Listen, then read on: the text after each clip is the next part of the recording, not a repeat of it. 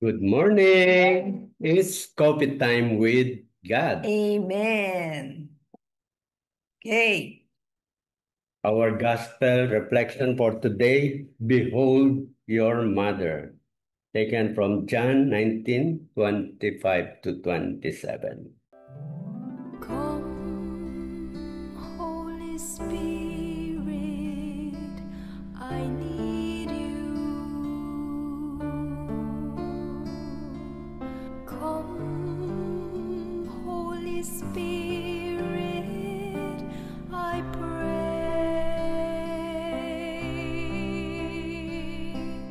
Come with your strength and your power. Come in your own special way.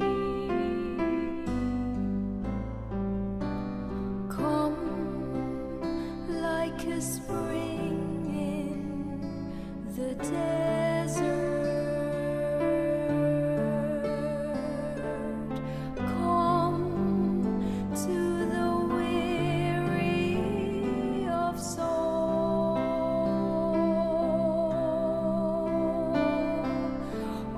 Oh, let your sweet healing power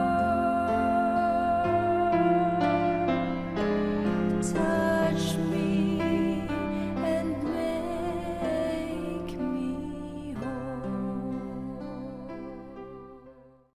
A reading from the Holy Gospel according to John. Standing by the cross of Jesus were his mother and his mother's sister, Mary, the wife of Clopas, and Mary Magdalene. When Jesus saw his mother and the disciple there whom he loved, he said to his mother, Woman, behold your son. Then he said to the disciple, Behold your mother. And from that hour the disciple took her into his home. The Gospel of the Lord. Praise to you, Lord Jesus Christ. So, actually, kung sa passion, lumalabas din dito yung passion ni Mama Mary, no? Yung pagkahirap niya, di ba? At saka ngayon, feast day ng Mother of Sorrow. Mm. Yan. So, ang bagay na bagay ito sa mga nanay. Pinakita talaga dito na sinabi ni Jesus talaga na ito yung nanay niyo at ito yung anak mo. So, talagang pinapaalam niya sa atin. No, para pagka nawala na siya at nawala na rin si Mama Mary, so pag nagdadasal tayo ngayon sa kanya, di ba? Talagang nanay na nanay ang dating talaga. So, gusto ko tong Ano yung word na to. ano mo? Ay, behold Wala. your mother. Behold. Yeah. Maganda yon yung Behold your mother. Sinasabi mo, yung mother talaga ang siyang nagbibigay ng comfort Yeah. sa mga kasama sa bahay. Kaya ang kanyang example na ibinigay sa atin ay yung kanyang nanay. Kasi naramdaman ni Jesus siguro yun, no? Oh. Yung kanyang paglalakbay, parang laging nandun si Mama Mary. Okay, susundan ko na lang yan. Nung from that hour, the disciple took her into his home. Took her Yeah. into his home. Yung pagkakasabi niyang yun, Behold your son. So yung disciple niya yun. So it represents us, tayo mga, lalo na yung mga sumusunod sa ating Panginoon. Ngayon, after that, parang sinabi niya rin sa nanay niya, ayan yung aking mga anak. Para sinasabi, kawawa naman sila. Pagkatapos nun, at saka niya dinugtong, ah, si ano naman, na behold Your mother. your mother. So yung pareho sila, ibig sabihin, they have a role to do sa bawat isa. So this is parang referring to a family. Kaya nga nasabi, from that hour, the disciple took her into his home. So we need a mother image sa ating tahanan. And our model is Mama Mary. Ayan. Kaya nga, ine-enthroned si Mama Mary so that we believe that Mama Mary was put into our home to symbolize na meron tayong model na dapat sundan. Okay, so yung sinabi mo is more of yung role ng mother and children. Yan. Tapos tama-tama, in example pa niya si Mama Mary, di ba? So kaya maganda dahil nakita natin yung role ni Mama Mary dito kung gaano kahirap. Sinabi pa naman niya na mama niya yan, aba, talagang magsasakripisyo rin si Mama Mary sa atin, di ba? Kasi ganun yung ginawa niya kay Jesus eh. Okay. So, yung ano naman, yung message para sa atin is obviously it's about yung the love of the mother sa kanyang mga anak, di ba? Eh, hindi lang yon. Yung love ni mother more of kay God. Kasi hindi nakayanan ni Mama Mary na yung anak niya papatayin sa cross na walang kasalanan, na hindi siya nagkagalit dun sa nag-crucify, nakatingin lang siya, parang yung mission niya na nag-promise siya kay God na yes, ibigay mo sa akin si Jesus, parang ganon, di ba, tinanggap niya. So, ibig sabihin, from the time na inaccept ni Mama Mary yung mission niya kay God, up to the end, hindi siya humiwalay. Na kahit na ang hirap-hirap kasi, kahit sabihin mo na yung pagkaanak niya kay Jesus hindi naman Holy Spirit eh. Wala naman talaga yung tatay na mortal, di ba? Pero lumabas sa kanya. So, ibig sabihin, pag anak mo, iba talaga yung feeling mo. Kahit ikaw, gusto mo, ikaw unang mamatay kaysa yung anak mo, di ba? Ramdam talaga niya yon hanggang sa the end na nung nawala na nakita niya yung anak niya na mangyayari yon, hindi pa rin nagbago yung pag-care niya kay Jesus kasi hindi niya alam what will happen, di ba? So knowing that, di ba, knowing that, pinakita niya talaga yung role ng nanay. And then at the end, hindi pa rin natapos yung mission niya kasi hindi pa siya kinukuha sa langit eh. So natutun pa rin yung pagiging ano niya, pagiging faithful niya sa promise niya kay God until the end. Wala tayong nakita dito sa Bible na nagmukmuk siya, nagalit siya, na nawala yung anak niya, na namatay ng ganon. So talagang ang gandang example, not only as a mother, but as a servant of God. Sa akin. Tama yung sinabi mo. We have a model. So yung model na yon na inihabilin sa atin ng ating Panginoong Jesus, we need to bring it to our home. Yun. Ngayon, pagka dinala sa home natin, ang parang nakikita kong representation nun, kasi hindi naman si Mama Mary. Mama Mary is there, nakasama natin in spirit, pero meron pa rin tayong free will eh.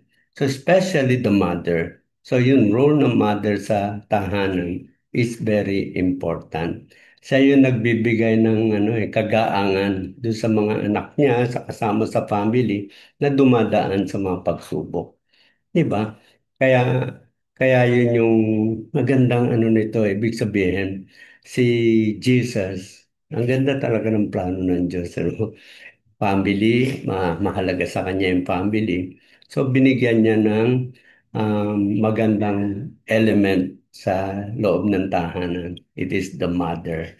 So kung susundin lang yung mother, yung example ni Mama Mary, magiging masaya talaga yung family. Nakaka-amaze no, yung plan ni Lord.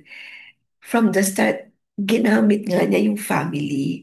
Tapos ginamit niya yung nanay para doon siya lumabas. Hindi ba? Para maging tao siya. Tapos, ngayon na masyado akong natatouch kasi meron tala, praise God, no? Nalaman na natin yung mission natin dito sa mundo. Yung to proclaim God's word in everyone. Hmm. Kaya minsan nakakalungkot pag talagang mahirap intindihin no, ng mga ibang tao na si God talaga ang importante sa buhay, hindi kayamanan. Kasi yan yung nagiging number one, isip ng mga tao ngayon. Pag wala kang pera, parang wala ka na dito sa mundong ito. Hindi nila alam. Pag inuna nila si God, it will follow. kahit wala kang pera, magiging masaya ka. At pag binaliwala mo na yung pera, magugulat ka. Lalo kang nagkakaroon ng pera. Kasi hindi mo na value yun eh. So alam mo na kung paano humawak. So ganun din sa family, di ba? May mga problema tayo.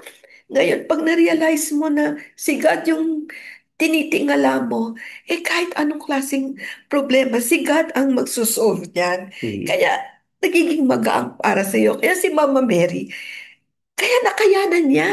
Kasi number one, kay God siya nag-promise eh. Siya nagsabing yes. Behold, parang gano'n, ano, tinanggap niya yon. So, ibig sabihin, up to the end, whatever it is, ikaw na, Lord, yung gumalaw. Kaya nakayanan niya. Ang hirap talaga nun. Eh, di ba yung anak mo mapilay lang o mapako o masugatan lang, magkasakit, parang naawa ka na talaga. Eh, yung pa kayang pinapako sa harap mo. Yon. So, kaya ako na, haalala ko lang yung nanay ko na inalagaan ako kasi di ba pilay ako. Pero mo 4 years old, hindi na ako nakakalakad. So, yung feeling siguro nakikita mo yung anak mo na disabled, ang ano no, ang hirap dalhin. Mm. Nakakaawa kasi, 'di ba? But in the end, no, na maganda naman yung Mm. pagpapalaki sa akin. Hindi ko na Kaya, feel yung maganda hindi sa'yo. ko na feel yung pagiging disabled Yeah. sa family kasi lahat, pati mga kapatid ko, yung trato sa akin para akong normal na nakakalakad. Eh, except siyempre sa labas, no, yung mga crush-crush, mga ganyan. Pero yung sa bahay, sa family, wala po akong Yeah. masasabi. Mm. Amen. Meron akong mga naririnig na kwento or nagka-confide sa atin, yung bang minsan nabuntis yung, yung anak nila. Itinatakwil ba naman instead na parang ipakita kung paano niya alalayan yung anak niya na nagkamali, di ba? So yung mga nalulun sa droga, ganun din. Or yung mga transgender, these are the people that really needs yung panggap ng magulang, especially the mother. Di ba si Pope Francis sabi niya, pag yan ay tinakwil nyo, saan pa pupunta yan? Ang Oo. huling kanilang refuge is the family. So ang family talaga ang dapat na unang tumanggap sa kanila. At saka ano yan eh, yung mga ganyan, meron yung history. Kailangan mo lang talagang intindihin, kausapin. Tapos pag nakalagpas na, they will go back to normal life. Kasi hindi lang sila nakakausap, hindi nila naiintindihan, lalo na kasi mga bata pa, tapos lumalaki, iba yung environment. So, kailangan mo lang intindihin. Ito Yeah. yung mga situation that the mother, sila talaga ang makakapagbigay ng pagbabalik loob ng mga kasama nila sa bahay. So, yan yung, sabi nga natin, si Mama Mary, ihinihabilin sa atin. So, let's try to remember yung mga mother. Talagang kayo ang maraming papel na ibinigay ang ating Panginoon sa isang pamilya. Alam mo, I honor talaga yung mga mother. Mas mabigat ang papel na binigay sa kanila. And they really need the Prayers. grace, abundant grace from God. Prayers. Yeah. Amen. So again, akala ko Mother's Day ngayon eh. Okay, so See see you you again again tomorrow. tomorrow in our coffee time with God. Amen.